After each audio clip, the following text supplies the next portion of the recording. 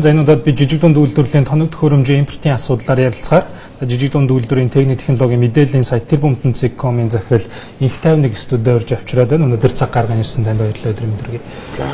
За тэгэхээр эдийн засгийн ерөнхий нөхцөл байдал сүүлийн 2-3 жил ерөнхий удаашрсан дүр зураг нь энэ жилийн тухайд өсөлт бас арай дээшилж за нэг 4% өсөлттэй хамгийн сүүлийн гүйцэтгэлээр гарлаа. Ингээд харах юм бол эдийн засгийн өсөлтөд бас жижиг дунд үйлдвэрлэлийн оролцоо бол нэлээд өндөр хувьтай байдаг шүү дээ манай. Та яг энэ салбарт их олон жил ажиллаж байгаа үнэ зүгээр салбарын ерөнхий эрэлт ямар хөө харагдаж байна энэ жилийн тухайд. За энэ жил ер нь жижиг дунд үйлдвэрлэл эрхлэх сонирхолтой залуучуудын тоотл бол нэлээд ошроод байгаа. Ихсэг хандлагатай.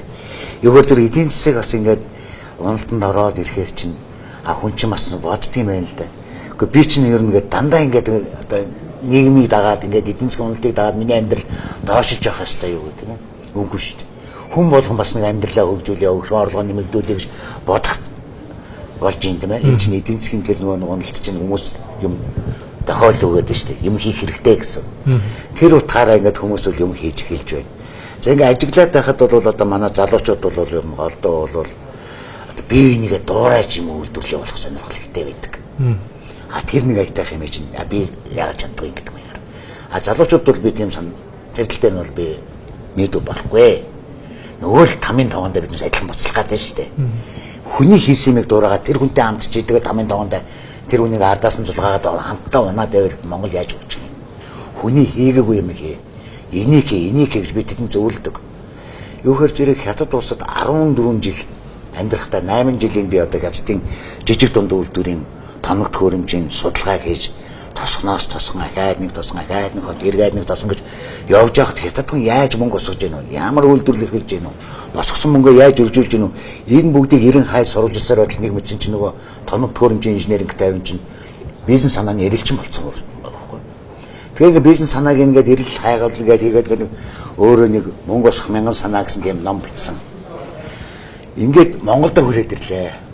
10 хэдэн жил одоо хятадд амьдэрсэн Монголд өрч ирэхэд харин жинхэнэ бизнес санааны одоо боломж ч Монголд байт юм байна. Манай монголчууд ярьдаг л дээ. Монголд юм хийгээд хэрэггүй, зах зээл бага хэвээр хэрэггүй. Гэхдээ чи юу үйлдвэрлээд одоо Монгол яагаад байгаа бүрэн бүтэн хангах гээд байгаа гэхээр өрхийн үйлдвэр шиг юм ярьж байгаа байхгүй. Бурхан минь ээ. Тэр чинь одоо Монгол улсын зах зээлийг нэг өрхийн үйлдвэр ганцаараа хангацдаг бол одоо Монгол өчүүхэн жижигхэн орн болчих гээд байгаа юм шүү дээ. Гэтэл яагаад тэнд миний амьдарчсэн дээр 90 хотод бүхэл бүтэн хотын 100,000 хүн бизнес эрхлээд зөвхөн Монголд бараагаа хөдөлтаад хүн болгон яаж сайхан амьдарч чинь яаж хотно гоё хөгжиж чинь тийм ээ. Тэгэхээр Монголын зах зээл жижиг биш, том.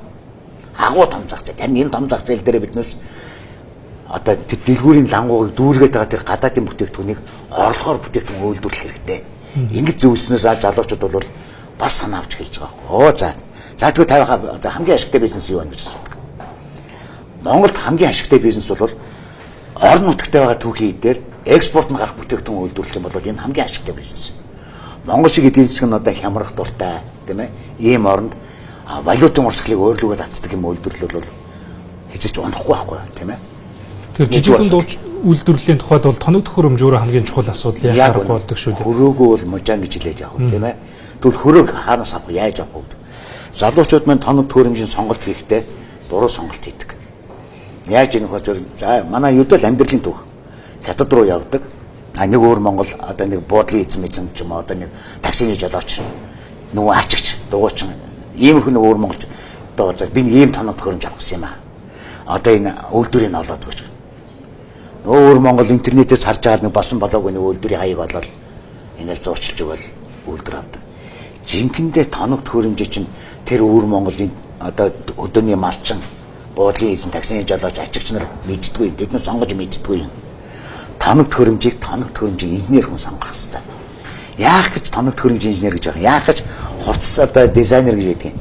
Хувцсны сонголтыг хүн материалыг хараад ингээд сонгож чаддагтай адилхан инженер хүн тэр тоног төхөөрөмжийг сонголт хийдэг. Тэгэхээр залуучууд байна хятад руу яваад тоног төхөөрөмжийн сонголт хийхдээ ямар нэгэн инженер хүн бас нэг зөвлөгөө авч явах хэрэгтэй. Нэг хоёр дугаарт хятад руу очиод сонголт хийхэд ухаандаа нэг одоо төрлийн тоног төхөөрөмж ярил л да одоо жишээлбэл одоо юуны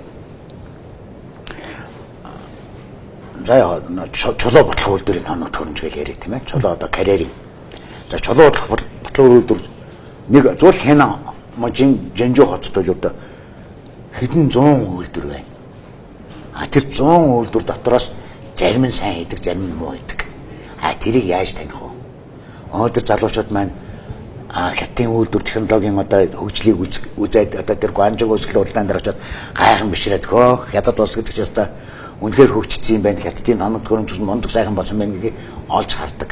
Гэхдээ тэр үйлдвэрүүдээс авах гэхээр зэрэг асар өндөр үнэтэй байдаг. Жинхэнэ хямд үнийг хаанаас олох ёстой вэ? Залуучууд маань. Тэр хятадын дотоодын одоо зах зээлийн одоо тэр дотоодын үзэсгэлэн худалдаануудад залуучууд маань сайн тойрч чадах юм бол жинхэнэ бодит үн тэнд байдаг байхгүй юу? Хинч зуршилгүйгээр яг үйлдвэрийн бодит үнийг тэндээс л олж авч чадна. Сүүлийн үед юу н аль салбарт залуучуудын сонирхол илүү харагдаж байна. Зөвхөн ингээ бэлэн ингээд орж ирэхэд таны хувьд ялангуяа ажиглаж байгаа байх. Ийм. Яг сүүлийн үед одоо залуучууд маань бол за үнгүүдэд байгаа бүтээгдэхүүнээ үйлдвэрлэлийн аргаар боловсруулах тал дээр нэлээд анхаарал тавьж байна. За ялангуяа одоо манад одоо үнгүүд зүйл юу байна вэ тийм ээ? Хоньны нэхий байж байна тийм үү? Хоньны нэхий боловсруулах үйлдвэр одоо нэлээд их сонирхож их асуудаг надаас. За хоёрдугаарт хоньны ноос, мөн ноос боловсруулах үйлдвэрлэлийн тухай юм асуудаг. Гуравдугаарт мах боловсруулах үйлдвэрлэлийн тухай асууж байна. Өнөөдөр Монголын мал 60 сая хүрчээд байгаа. Энэ махыг одоо боловсруулаад тэр гадаадд гаргах тухай их сонирхож ярьж байна. Дөрөвдүгээрт сүүц цагаатай. За эмчилгээ одоо орон нутагт маань байгаа үнгүүдэд байгаа эдгээр бүтээгдэхүүнийг эцсийн бүтээгдэхүүн болгоод үйлдвэрлэлийн аргаар боловсруулаад үйлдвэрлэх сонирхолтой залуучууд их болж эхэллээ. Тоног төхөөрөмжийн хувьд яг сонголтын хувьд яг аргагүй хятадын зах зээл гэдэг бол маш том зах зээл байгаа шүү дээ. Үнийн хувьд, чанарын хувьд маш олон сонголт байна. Юун дээр илүү анхаарах хэрэгтэй гэж та зөвлөх вэ? Ердөө тоног төхөөрөмжийн дээр хамгийн гол нь чанар. Чанаргүй хувцсан одоо муу даавгаар хувцсан юм хүмүүсгүй тийм ээ. Тэгвэл хэрэгжилж байгаа бол чанартай тоног төхөөрөмж байгаа. Чанартай тоног төхөөрөмж хятадд маш хямдхан байдаг. Юун одоо тэр Америк, Япон, Европын холбооны тэр өндөр үнэтэй одоо 18,000 еврогийн үнэтэй машин хятадд 18,000 юаны үнэтэй байна. Тэр чинь юан евро хоёрын хооронд 8 дахин зөрүү гарч ирж байгаа шүү дээ тийм ээ. Тэгэхээр чанарын хувьд бол хамгийн чухал сонголт байх. Гэтэл бас юм байна. Яг гэд би хятадын одоо Кени үйлдвэр дээр очиж үзлээ. CNC машины үйлдвэр дээр очиж үзлээ. Гайхмаар юм байгаа байхгүй. Юугаар зэрэг Made in Germany-г өчсөн тоног төхөөрөмж тэр үйлдвэрийн одоо агуулгад байж байгаа. Яагаад энэ ч одоо хятад улсад Германд үйлдвэрлэгсэн машин байдаг гэсэн чинь цаад нөгөө тоног төхөөрөмж захиалагч нь заавал ингэж хүчих хэрэгтэй гэдэг. Тэгээ бүр хятадд сурлаад Европ тавьчаад Европоор зарж байгаа байхгүй. Одоо ингээд харах юм бол технологийн хөгжил өөрөө бүх зүйлийг тодорхойлж байна. Өдөр цаг минутаар бол технологийн хөгжил өөрөө үргэлжлээ явж байна. Яг жижиг дунд үйлдвэрлэлийн салбартын технологийн хөгжлийн нэвтрэл таны зүгээр инженерийн хувьд ямар байдлаар ажиглагдаж байна? Илүү хялбарших тийм нөхцөл байдал хэр ажиглагдаж? Их зөв асуулт. Ер нь юм байна. Хятад улсын ингээд технологийн хөгжил одоо сүүлийн одоо ер нь 20 жил бол маш хурцтай хөгжиж шүү дээ. Яагаад энэ хөгжиж байгаа нь би бол хятад улс өөрөө амьдарч байгаа би өөрөө харж ирсэн л да. Ажиглаад байхад Германд өнөөдөр шинээр хийгдсэн юм өнөөдөр хятад маргааш яг дураагаад хийгдэж байна. Америк, Япон, Солонгосын бүх юм дорн дураагаад хятад хийгээд гаргаад ирж байна. Энэ хаанаас ийм хүмүндэг технологи мэдээлэл аваад байна вэ? Хятад хүний толгой дээр нар манд жаргадаг тийм үг гэдэг байгаа те. Тэгэхээр тэр хилийн чандад ажиллаж амьдарч байгаа хятад иргэд эх оронд асар их техник технологи ноу-хау цацж байгаа байхгүй юу? Тийм учраас хятадын одоо техник технологийн хөгжил маш өсөрөнгө хөгжиж байна. Би бас ингэж бодсон. Яагаад бас монгол хүмүүс биднээс бүгдээрээ л гадаад өхлөөлөн амьдарч байдаг. Эх орондоо бас мөн техник технологи ноу-хау хийж болдгоо юм. Тэр бомтонцгом бол яг л энэ сэтгэл зүйн үүднээс л болсон сайт. Би хятадын өмнө мужаар ингээд техник технологийн одоо судалгаа хийгээд бизнес санааны эрэл хийж явахдаа л боддог гэсэн. Ард үлдсэн монголчуудаа энийг нэг танилцуулчих. Энэ тоног төхөөрөмж манай Монголд яг таарна. Энэ утгаараа миний сайт руугаа орохоор зэрэг тиймэрхүү. За өнөөдөр цаг гаргаж студид хүрэлцэн ирж ярилцсан танд маш их баярлалаа. Таны ажилд амжилт хүсье. За баярлалаа.